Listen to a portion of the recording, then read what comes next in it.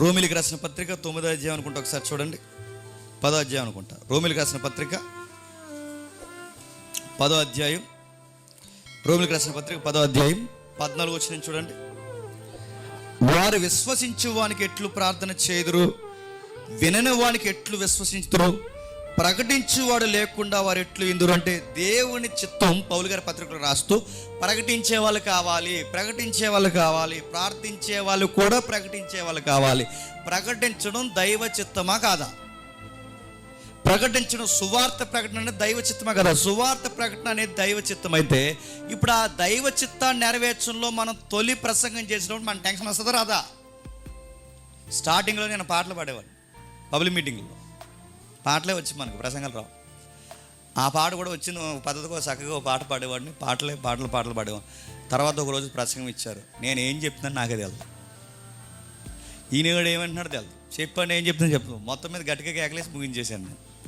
నేను అడుగుతున్నాను, నాకు అర్థమవుతుంది ఇప్పుడు దేవుని చిత్తం అనగానే టెన్షన్ లేకుండా చెప్పాలి. పాట ఏమో టెన్షన్ లేకుండా పాడుతున్నాం అలవాటు కనుక. ప్రసంగం చెప్పమంటే కాలు చేతులు వణికేస్తుంది. ఇప్పుడు చెప్పండి, ఇలాంటి పద్ధతులు ఇక్కడ తీసుకొస్తే దైవ చిత్తమైన సువార్త విషయంలో నేను టెన్షన్ అవుతున్నప్పుడు, అబ్బో ఇక్కడ దేవుని సువార్త చెప్పడం దేవుని చిత్తం కాదని నేను అనుకుంటే అది సబవా?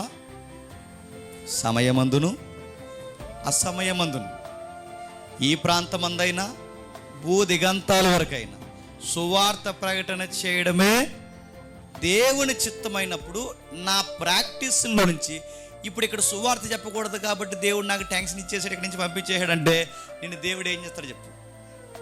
బతుకునక కప్పెడతాడు. ఏమనుకోండి, దైవ చిత్తం అనగానే ప్రాక్టీసులు తీసుకురాకండి. రెండవది, టెన్షన్ వలన దేవుని చిత్తం కాదంటే మరొక సందర్భం చూడండి. ఒకసారి యేసుక్రీస్తు వారి దగ్గర రండి. ఒకసారి మత్తయి సువార్త, త్వరగా మత్తయి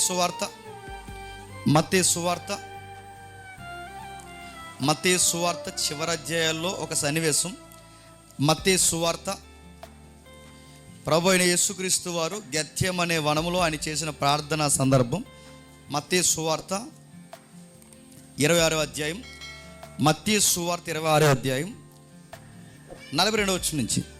మరలా రెండో మారు వెళ్ళి, నా తండ్రి, దీన్ని త్రాగితేనే గాని ఇది నా యొద్ద నుండి తొలగిపోవటం సాధ్యము కాని ఎడల నీ చిత్తమే సిద్ధించగాకని ప్రార్థించి తిరిగి వచ్చి మరలా వాళ్ళని నిద్రించిన వారిని మళ్ళీ వాళ్ళని గద్దించాడు. ఇక్కడ జరుగుతున్న పద్ధతి మీకు తెలుసు. గెత్సేమనే వనములో యేసుక్రీస్తు వారు ఎంత టెన్షన్ అయ్యాడండి. ఆ టెన్షన్ ఎంత తీవ్ర స్థాయికి వెళ్ళిందో తెలుసా? చెమట రంధ్రాల్లో నుంచి ఏమొచ్చిందంట? రక్తం వచ్చిందట. బీపీ లెవెల్స్ ఆ టైంలో ఆయనకి ఎలా ఉన్నాయట? రక్తం కారేంతగా ఉన్నాయంట. ఆయన చాలా టెన్షన్ అవుతుంది. ఇప్పుడు చెప్పండి, దేవుని చిత్తం ప్రభు అయిన యేసుక్రీస్తు వారి పట్ల ఏంటో తెలుసా? మానవుల కొరకు భూమికి ఆకాశానికి మధ్యలో తన ప్రియసుతుడైన తన కుమారుడు చచ్చిపోవడం దేవుని చిత్తమా కదా? ఇప్పుడు దైవ చిత్తం ఏంటంటే ఆకాశానికి భూమికి మధ్యలో వేలాడిపోతూ మానవుల కొరకు ప్రభు అయిన యేసుక్రీస్తు వారు చనిపోవడం తండ్రి చిత్తం. ఇది తండ్రి చిత్తం. ఆ తండ్రి చిత్తం కొరకు యేసుక్రీస్తు వారు ఏమని ప్రార్థన చేస్తున్నారు? సాధ్యమైతే ఈ గిన్నె అంటే ఆ సిలువ గడియ నా యొద్ద నుంచి తొలగించు, అయినను అది నీ చిత్తమే గనక నీ చిత్తమే సిద్ధించుగాక. ఇప్పుడు ఆయన చిత్తాన్ని చేయడానికి సాక్షాత్తు యేసుక్రీస్తు వారి టెన్షన్ అవుతున్నాడు లేదా? ఆయన గుండెల్లో ఆందోళన ఉందా లేదా? ఆయన గుండెల్లో గాబరా ఉందా లేదా? ఆయన స్థితిగతులు టెన్షన్ లెవెల్స్ పెరిగిపోయే లేదా?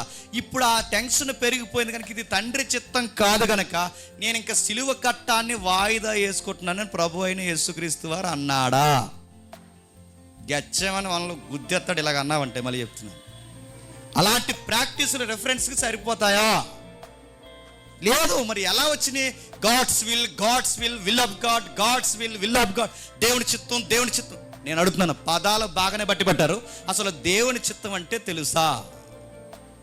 బస్సు త్వరగా వస్తే దేవుని చిత్తం, బస్సు త్వరగా రాకపోతే దేవుని చిత్తం.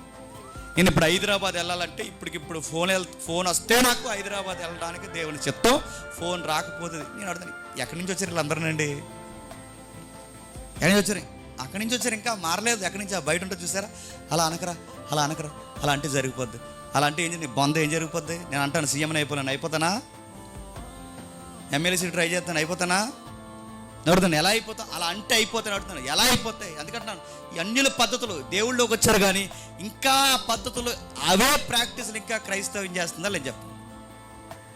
దేవుని చిత్తం అయితే మనసులో నెమ్మది ఉంటుంది, దేవుని చిత్తం కాకపోతే మనసులో నెమ్మది ఉందంటే దేవుని క్రియలు చేస్తున్నప్పుడు అపోస్తులు టెన్షన్తో సువార్త ప్రకటించాలి లేదా? ఇక్కడ ప్రకటిస్తే తరిమేస్తే అక్కడ పోయారు, అక్కడ ప్రకటిస్తే తరిమేస్తే అక్కడ పోయారు, అక్కడ ప్రకటిస్తే అక్కడ రాళ్ళిచ్చి కొట్టారు.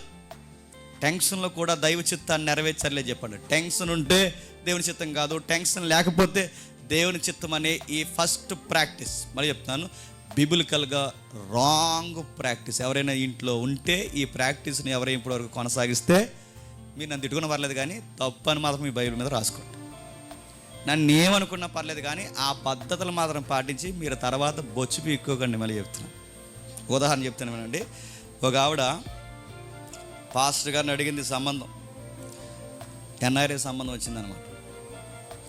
ఆ సంబంధం వచ్చినప్పుడు పాస్టర్ గారు ఇది దైవ చిత్తమని నేను చాలా ప్రగాఢంగా విశ్వసిస్తున్నాను. నేను ప్రగాఢంగా విశ్వసిస్తాను, ఎందుకంటే మరి ఎన్ఆర్ఐ కదా, ప్రగాఢంగా విశ్వసిస్తున్నాను ఇది దేవుని చిత్తమే. ఎందుకంటే ఎక్కడో ఉన్న ఎస్తేర్ రాణిని ఎలాగైతే చూసారో ఎన్ఆర్ఐ నన్నే చూశాడంటే ఇది చాలా ప్రగాఢ విశ్వాసం అని నాకు అర్థమైంది.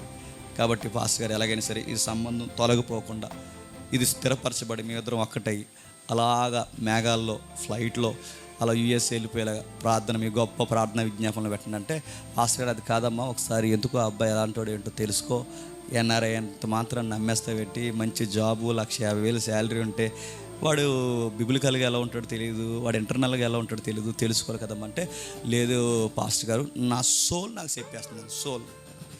సోల్ ఉంటుంది కదా లోపల, ఆ సోల్ నాకు చెప్పేస్తుంది పాస్టర్ గారు, నా ఆత్మ నన్ను చాలా గోజాడుతుంది, నా ఆత్మ పరిశుద్ధాత్మ కలిసిపోయారు, ఆ అబ్బాయే మీ అబ్బాయి అని నాకు చెప్పేశారు. ఇంకా ఇదిలాగా ప్రార్థన చేశాను పాస్టర్ గారు అంటే ఇంకా పాస్టర్ గారు తప్పగా మనసొప్పుగా సంఘ విశ్వాసాలు దైవ జనుల సమాజంలో బిడ్డ కనుక ప్రార్థన చేశాడు. వాళ్ళకి దైవ చిత్తం అనుకుని పెళ్లి చేశారు. పెళ్ళైన 6 monthsకి రాపిడి స్టార్ట్ అయిపోయింది. ఆడి పేరుకి ఎన్ఆర్ఐ కానీ ఆడికి ఒక్క ఎన్ఆర్ఐ బుద్ధి లేదు. ఆడికి కొట్టడం తిట్టడం, మరి ఫారెన్లో ఒక విచిత్రమైన పనిష్మెంట్లు ఉంటాయి, సిగరెట్లతో కాల్చడం, లిప్స్ ఇలా లాగడం, ఇలాంటివి బెడ్లతో కొట్టడం, మెట్లు ఎక్కించి త్వరగా కిందకి దింపడం, ఇవన్నీ అదో రకమైన ప్రాక్టీస్లు ఉంటాయండి అక్కడ. అలా కొడతారనమాట. ఐస్ మీద కూర్చోబెట్టడం, గ్యాస్ మీద ఇలా చేతులు ఎట్టడం, ఇవన్నీ ఆడు చేయిస్తుంటే అప్పుడు పాస్టర్ గారికి ఫోన్ చేసి అందంట, ఇదేంటి పాస్టర్ గారు దేవుని చిత్తం అనుకున్నాను కదా, ఈడేంటి నన్ను ఇలా సిగరెట్లతో కాల్చేస్తున్నాడు, ఇది దేవుని చిత్తం అని అంటే అప్పుడు అన్నారు పాస్టర్ గారు, ఈ దేవుని చిత్తం అని నువ్వన్నావు తప్ప చెప్పమ్మా, దేవుడు అన్నాడమ్మా నీ అన్నారైతే నువ్వు ఎల్లకాలము అలాగే వర్ధిల్లును గాక అన్నాడు. అంటే దేవుడు పలానా అమ్మాయినే చేసుకోమని ఎక్కడా చెప్పడు, పలానా వ్యక్తినే చేసుకొని ఎక్కడా చెప్పడు. మరి ఎలా తెలుస్తాయి అంటే బాగా వినండి, దేవుడు బౌండరీస్ చెప్తాడు. బౌండరీస్ ఏంటంటే విశ్వాసినే పెళ్లి చేసుకోవాలి, అక్కడ వరకే చెప్తాడు. వెలుగుతోనే స్నేహం చేయాలి, వెలుగుకి చీకటికి సంబంధము కుదరదు, అక్కడ వరకు చెప్తాడు. అంటే నీకు బౌండరీస్ ఏం చెప్పాడు, నువ్వు పెళ్లి చేసుకునేటప్పుడు బిలీవరా కాదా అదొకటే చూడు, గుణగణాలు దైవికమైన గుణగణాలు ఉన్నాయా లేదా అదొకటే చూడు.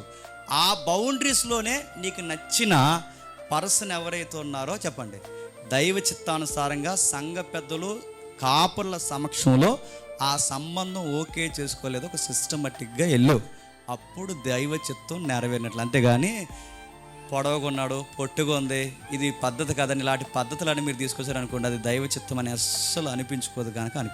దైవ చిత్తం అంటే బౌండరీస్ మాత్రం చెప్తారు. ఎందుకంటే నచ్చే విషయంలో ఎవరికి వాళ్ళకే దేవుడు ఫ్రీడమ్ ఇచ్చాడు లేదా ఇచ్చాడు, అది చెప్పడు. దేవుడు నల్లగా ఉన్న ఆవిడని చేసుకో అని చెప్పడు, నీకు ఫ్రీడమ్ ఉంది అక్కడ, నీకు నచ్చిన ఆవిడని చేసుకో, ఆ నచ్చిన ఆవిడ చెప్పండి బిలీవర్ అయి ఉండేలా చూసుకో, అక్కడ ఫ్రీడమ్ ఇచ్చాడు. చూడండి, మీకు నచ్చిన వ్యక్తుల్ని బలవంతంగా చేసుకోవద్దని చెప్పడు, మీకు నచ్చిన వ్యక్తుల్ని బలవంతంగా చేసుకోమని కూడా చెప్పడు. ఆయన చెప్పింది ఒకటే, బిలీవర్సే పెళ్లి చేసుకో, ఇది గాడ్స్ విల్ అంటారు. ఇలాంటి పద్ధతుల ప్రకారం ఎప్పుడైతే మనం దైవ చిత్తానుసారంగా మనం నడుస్తామో దేవుని చిత్తం మన కళ్ళల్లో మన జీవితాలు నెరవేరినప్పుడు మనకు బాధల్లో కూడా ఒక తెలియని చెప్పండి దేవుడు ఒక ధైర్యం ఇచ్చే ఒక పద్ధతిని ఆత్మగల దేవుడిని మనకు పంపించి నడిపిస్తాం. ఇవేమీ చేయకుండా ఒకవేళ ఇప్పటివరకు నేను చెప్పిన పద్ధతులు ఎవరైనా ఫాలో అయితే, ఒకవేళ మీరు నా కోసం కాకపోయినా నేను ఏం చెప్తున్నా ఒకసారి మీరు చెక్ చేసుకోండి, ఈ వాక్యానుసారమా కాదు అవునా కదా, ఇంటికి వెళ్ళిన తర్వాత మరలా ఒకసారి వినండి, మరలా ఒకసారి రెఫరెన్స్ తిరగేయండి.